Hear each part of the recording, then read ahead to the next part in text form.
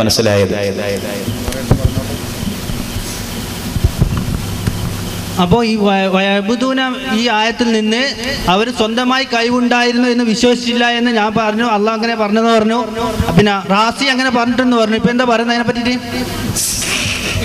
വെറുതെ ചിരിച്ചത് കൊണ്ടായില്ല. അല്ല, മറുപടി ഞങ്ങൾ ചിരിക്കുന്നതിന് മുമ്പ് പറഞ്ഞത് കൊണ്ടാണ് അപ്പൊ ചിരിക്കണത്. നിങ്ങൾക്കത് മനസ്സിലാകാത്തത് കൊണ്ട്. ചിരിച്ചത് കൊണ്ടായില്ല എന്ന് പറഞ്ഞത് റാസി അങ്ങനെ പറഞ്ഞു. റാസി എന്നാണ്, റാസി എന്ന് പറയാൻ പാടില്ല. ഏതോ ആവട്ടെ, എന്ന് പറഞ്ഞു. അതിന്റെ മഴനെ ഇവിടെ പറഞ്ഞത് ഈ ശുപാർശ എന്ന് പറഞ്ഞ മിൻ ഗൈരി ഹാജത്തിൻ, മിൻ ഗൈരി ഹാജത്തിൻ ഇലാ ഇതിനില്ല. അതെ, അള്ളാഹുവിന്റെ സമ്മതത്തിലേക്ക്. റാസി വ്യക്തി, ഇതും റാസി തന്നെയാണ്. ഇതൊക്കെ അറബി തിരിയെങ്കിൽ നോക്കാം. കണ്ടോ, ഇമാം റാസി വളരെ വ്യക്തമായിട്ട് തന്നെ പറയുകയാണ്, ഇന്നഹാ തശ്ഫഉ ലനാ ഇൻദല്ലാഹി മിൻ ഗൈരി ഹാജത്തിൻ ഫീഹി ഇലാ ഇതിനില്ലാ. ഒരാളെ ഒത്താശ ഇല്ലാതെ തന്നെ ഞങ്ങളെ കൈകാര്യം ചെയ്യും.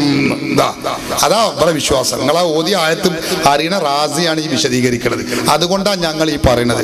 ഇത് തിരിയണ മുജാഹിദിന്റെ ഏറ്റവും വലിയ ഖുർആൻ പരിഭാഷകൻ അമാനി മൗലവിന്റെ ഉദ്ധരണിയാണ് നേരത്തെ വായിച്ചത്. ഏത് ഇങ്ങനെ മറ്റൊരാളെ കീഴിലല്ല, പിന്നെന്താണ് വിട്ടുകൊടുത്തിട്ടുണ്ട്, ഓരോരുത്തർക്ക് ഓരോന്ന് വിട്ടുകൊടുത്തിട്ടുണ്ട് എന്ന് മക്കയിലെ മുശ്രിക്കുകൾ വിശ്വസിച്ചിരുന്നു എന്ന് ഞങ്ങൾ മാത്രമല്ല, മുജാഹിദിന്റെ അമാനി മൗലവി പറഞ്ഞത് അവിടെ ഉദ്ധരിച്ചത്. അതിനെ കുറിച്ചൊന്നും പറഞ്ഞത് റാസി അവിടെ, മറ്റത് ഇവിടെ.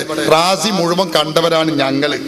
ഈ മുജാഹിദിന്റെ അമാനി മൗലവി അതൊക്കെ ഞങ്ങൾ ഈ വായിക്കണേ. വെറുതെ പിന്നെ നിങ്ങൾ അവിടുന്ന് ഇവിടുന്ന് കട്ട് മുറിച്ച് അവിടെ ദുർവ്യാഖ്യാനിക്കേണ്ട യാതൊരു കാര്യവുമില്ല.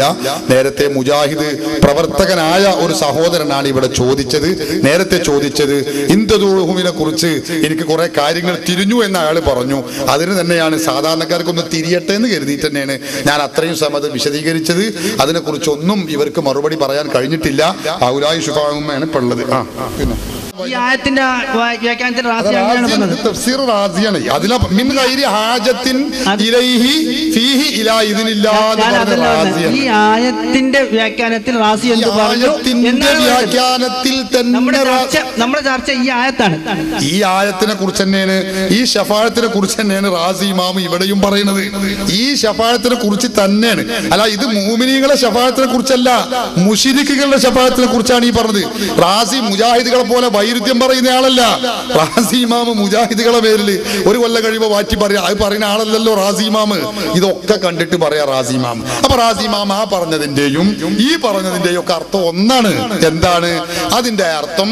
അള്ളാഹുവിലേക്ക് ആവശ്യമില്ലാതെ തന്നെ, അള്ളാഹുവിലേക്ക് ഒത്താശ ഇല്ലാതെ തന്നെ ഈ കാര്യങ്ങൾ അള്ളാഹു ശുപാർശ ചെയ്യുമേ, വിഗ്രഹങ്ങൾ ശുപാർശ ചെയ്യുമെന്ന് മുശ്രിക്കുകൾ വിശ്വസിച്ചിരുന്നു. ഒന്ന്. ഇമാം ഹാഫിദ് ഇബ്നു ഹജർ അൽ അസ്ഖലാനി, ഞാൻ പറഞ്ഞല്ലോ 3 ലക്ഷം ഹദീസ് മനപ്പാടമുള്ള ഇമാമ, ഫത്ഹുൽ ബാരിയിൽ പറഞ്ഞല്ലോ കമാ കാനത്തിൽ ജാഹിലിയ്യത്തു തഅതഖിദുഹു ഫിൽ ഔസാൻ. ബിംബങ്ങളെ കുറിച്ച് മക്കയിലെ മുശ്രിക്കുകൾ സ്വന്തമായി ഉപകാരവും ഉപദ്രവവും ചെയ്യാൻ കഴിവുള്ളവരാണെന്ന് വിശ്വസിച്ചിരുന്നു എന്ന് പറയുന്നത് സമസ്തന്റെ ആളല്ലല്ലോ. ഹാഫിദ് ഇബ്നു ഹജർ അൽ അസ്ഖലാനി ഹാഫിദുദ് ദുനിയ എന്ന അപരനാമത്തിൽ അറിയപ്പെടുന്ന ഹാഫിദ് ഇബ്നു ഹജർ അൽ അസ്ഖലാനിയാണ്. അപ്പൊ ഇവർക്കൊന്നും ഖുർആനും സുന്നത്തും തിരിയാതെ നിങ്ങൾ മാത്രം ഔലായി ശുഫാഉന എന്ന് പറഞ്ഞിട്ട് മുജാഹിദ് ആഫീസിലുള്ള 4 ആൾക്കേ ഖുർആൻ തിരിഞ്ഞുള്ളൂ എന്ന് പറഞ്ഞാൽ അത് മനുഷ്യരോട് പറയാൻ പറ്റുമോ? നിങ്ങൾ ചിന്തിച്ചു നോക്കാൻ. അത് ഇവർക്ക് ആർക്കും ഖുർആൻ തിരിഞ്ഞതായിരിക്കാ, അത് മുജാഹിദ് ആഫീസിലെ 4 ആൾ. അത് മനുഷ്യരോട് പറയാൻ പറ്റും? വല്ലാത്തൊരു കടന്ന കയ്യല്ലത്. അതുകൊണ്ടാണ് ഞങ്ങൾ പറഞ്ഞത് ഖുർആനിക സൂക്തങ്ങളെ ദുർവ്യാഖ്യാനിക്കരുത്. പണ്ഡിതന്മാരെങ്ങനെ പറഞ്ഞോ പോകട്ടെ. മുജാഹിദ് പ്രസ്ഥാനത്തിന്റെ അമാനി മൗലവി, അതിലും വലിയ ആള് പിന്നെ മുജാഹിദിനില്ലല്ലോ, അയാള് പറഞ്ഞതെങ്കിലും ഒന്ന് കേൾക്കണ്ടേ. അയാളിപ്പോ മുജാഹിദിനെ പള്ളിയിൽ വലിയ വിവരസ്ഥരാന്ന് മുജാഹിദുകളെന്ന് സമ്മതിക്കും. അയാൾക്ക് ഉള്ള ഈ മുജാഹിദ് മൗലവിമാർക്ക് ആ വിവരം നിങ്ങൾ ചിന്തിച്ചു നോക്കാൻ. അയാൾ പറയുന്നു അല്ലല്ല ഇങ്ങനെ കൊടുത്തിട്ടുണ്ട് എന്നാണ് മക്കയിലെ മുശ്രിക്കുകളുടെ വിശ്വാസം. ഈ കുട്ടി മുജാഹിദുകൾ പറഞ്ഞു അല്ലല്ല അങ്ങനെയല്ല, അയാൾ പറഞ്ഞു ശരിയല്ല, ഖുർആൻ അങ്ങനെയാണ്. ഈ ഖുർആൻ ബർക്കാർക്ക് തിരിഞ്ഞില്ലേ? അപ്പൊ അതൊക്കെ ദുർവ്യാഖ്യാനിക്കണ്ട. ഇമാമുകൾ ഖുർആൻ പണ്ഡിതർ എന്ത് പറഞ്ഞു അത് പറഞ്ഞാൽ മതി.